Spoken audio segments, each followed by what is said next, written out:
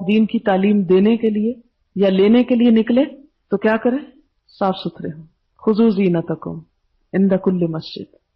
اگر آپ گندے ہیں یا گندے رہتے ہیں، اور زینت میں صرف ظاہری سجاوٹ نہیں ہے، بسا اوقات اتنی تکلیف ہوتی ہے کہ انسان ایک شخص کو دیکھتا ہے کہ لباس بہت خوبصورت پہنا ہوا ہے، بہت اچھا جیولری پہنی ہوئی ہے، میک اپ کیا ہوا ہے، لیکن تھوڑی دیر بھی اس شخص کے پاس کھڑا ہونا محال ہو جاتا ہے.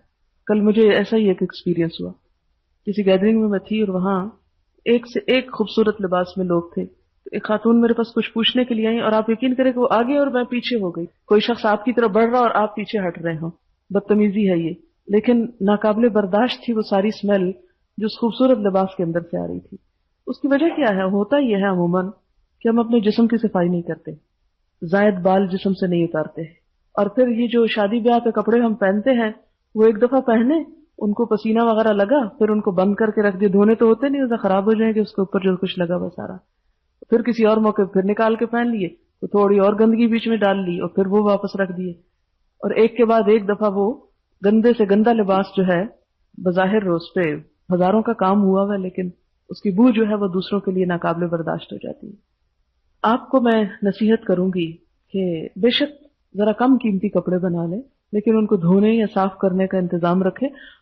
اور اگر تھوڑی دیر کے لیے آپ پہن کے واپس رکھ بھی دیں تو اگر آپ کا جسم صاف ہو نا، جسمانی طور پر آپ صاف ہوں، نہائے ہوئے ہوں، بال وغیرہ صاف ہوں آپ کے، جو کسی کو نظر نہیں آتے لیکن آپ ہی کو آتے ہیں، تو وہ تھوڑی دیر پہننے سے کپڑے اس طرح نہیں ہوتے پھر کہ دوبارہ آپ پہنے تو ان میں اسمیل آ رہی ہو.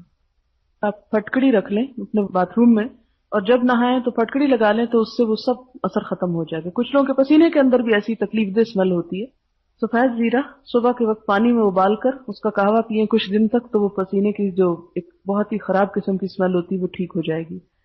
اصل میں تو سسٹم میں کوئی خرابی ہوتی ہے جس کی وجہ سے یہ ہو جاتی ہیں چیزیں. لیکن اگر آپ کا جسم صاف ہو اندر سے، آپ نہانے کا اہتمام کریں، آپ واش روم جانے کے بعد اپنی طہارت کا اہتمام کریں، تو پھر یہ چیزیں نہیں ہوں گی. یہ ہوتا ہی سب کچھ اس لیے ہے کہ سستی اور غفلت کی انتہا ہو جاتی ہے. طہارت نصف ایمان ہے، نصف ایمان. اچھا، آپ کو یہ بھی معلوم ہے کہ شیطان بھی گندی جگہوں پہ آتے ہیں؟